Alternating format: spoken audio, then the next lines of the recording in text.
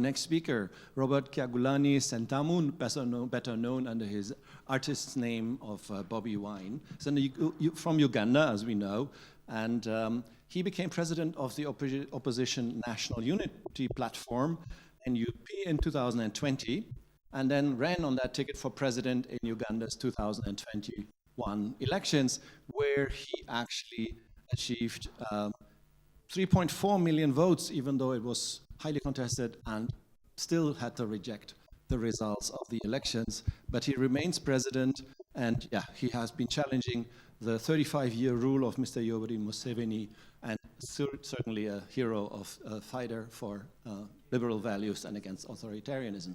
The floor is yours.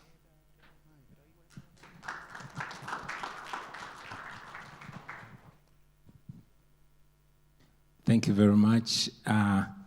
Good afternoon, ladies and gentlemen. I'm humbled and really honored to be here. My name is Kyagulanyi Sentamu Robert Mitembo, but please don't struggle to pronounce it. Just call me Bobi Wine. I'm a musician, and I'm mostly known by my stage name.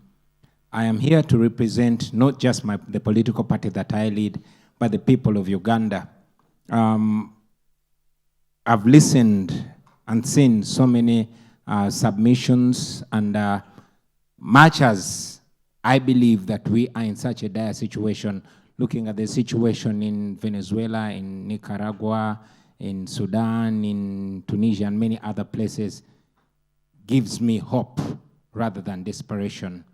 Now, I am here, but I believe in ordinary times it should be a doctor, a professor, a lawyer, or some professional that is here. And probably because we come from a very land country, maybe some other intellectual or professional should be here representing the fight for freedom and democracy in Uganda, not an artist like myself.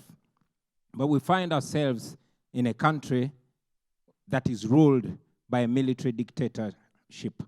Uganda is a country of 46 million people, 85% of which are under the age of 35. So in Uganda, I'm an old man.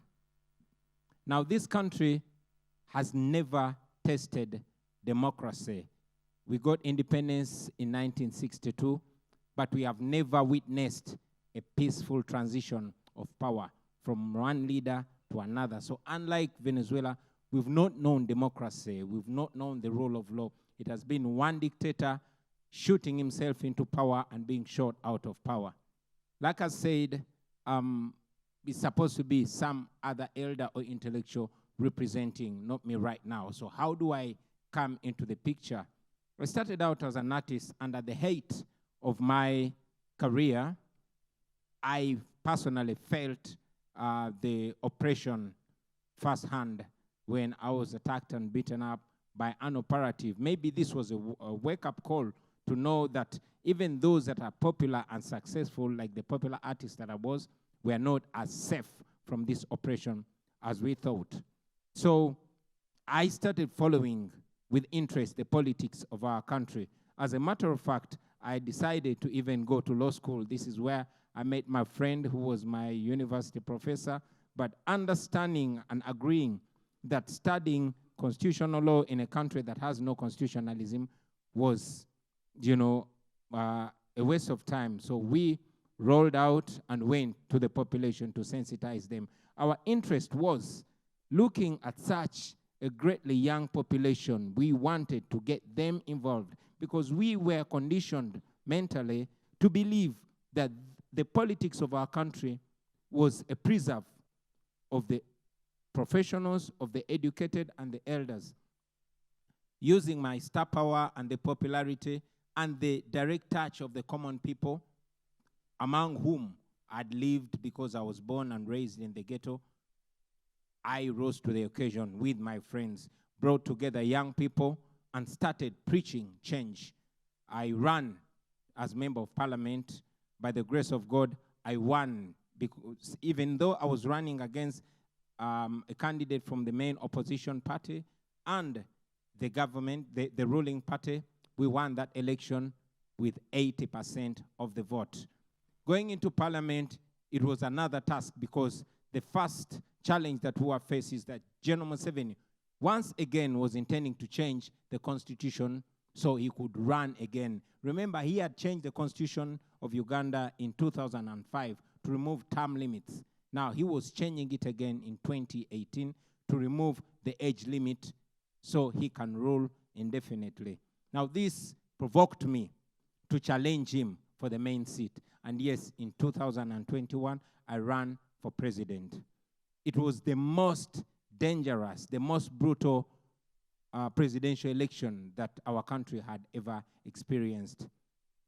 Majority of my campaign team were rounded up, thrown in prison, tried in a military court. As we speak, so many of them in their hundreds are still in prison.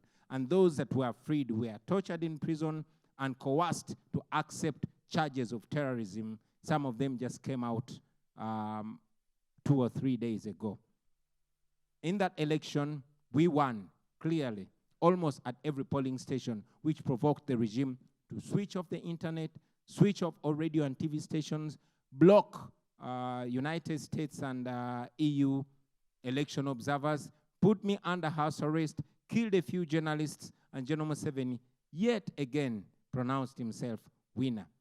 That was not the end of our fight, however, because we went into this election not expecting a military dictator to announce me winner, but we wanted to use that opportunity to rally, especially the young people in our country, to point to a direction that we believe we're going to maintain until we get where we want to get.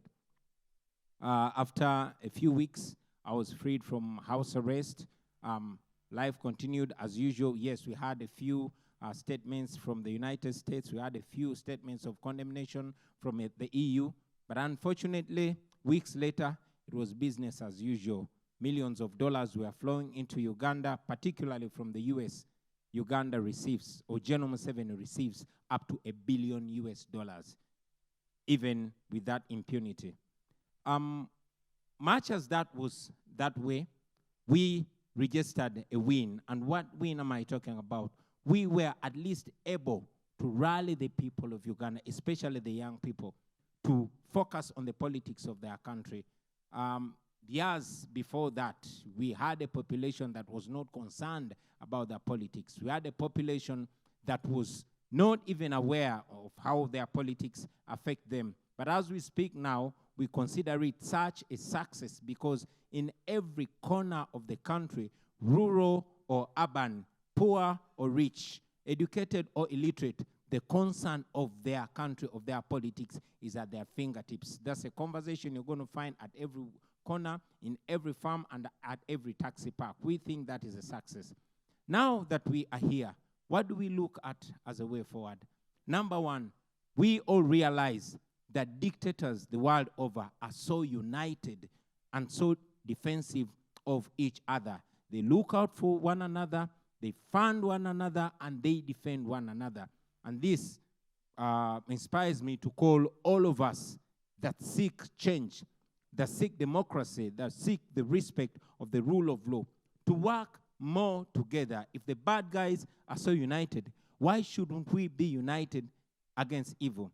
And very importantly, I tend to look back and see General Museveni and many other revolutionary leaders from Africa who, once upon a time, sat in conferences like this and discussed the future of their countries.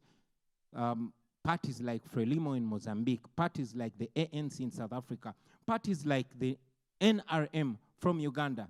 When they were my age, this is exactly what they used to say, only that they were more eloquent because they were fashioned for that. Unfortunately, over time, they tend to go back on their promise and their commitment. While we are here, I want to call upon fellow opposition leaders, fellow agitators and activists for change, because this has disturbed us many times. We would be here discussing and looking out for one another, and also hoping that maybe if one of the countries where some of you friends come from is liberated, my view is that that country should be a base to help dissidents from other countries to push for better. That way, we'll be able to overcome much easier. Unfortunately, we tend to change as soon as we get into government. As soon as one of us gets into government, we tend to put diplomacy over democracy, and that sets us back and back and back. I want to finish by calling upon all of us to continuously stand together and look out for one another and know that the bad guys are vigorously and actively pushing for worse for the world. Those that despise democracy and the rule of law, those that despise freedom are working so hard to ensure that evil prevails.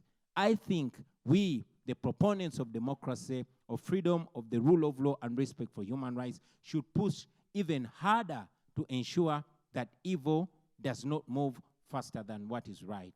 I'm very glad to be able to talk to you. I send you greetings from Uganda, and I'm glad to inform you that the young people of Uganda, the young people of East Africa, and the young people of Africa, which happens to be the youngest continent on the planet, are on course for better. They look up to you not only for inspiration, but for friendship, for support. We know that especially in Africa, the dictators get their support from the West. They get their support by the actions and omissions of the West. Either the West is paying for our oppression, or the West is silent about our oppression. I want to call upon you, whoever has a contact or links with those governments, to know that while in Africa, and in particular in Uganda, while we fight for our freedom, we cannot fight against the American dollars. We cannot fight against the European euros. So if you cannot assist us, at least do not pay for our oppression. I thank you very much for listening to me, and God bless you.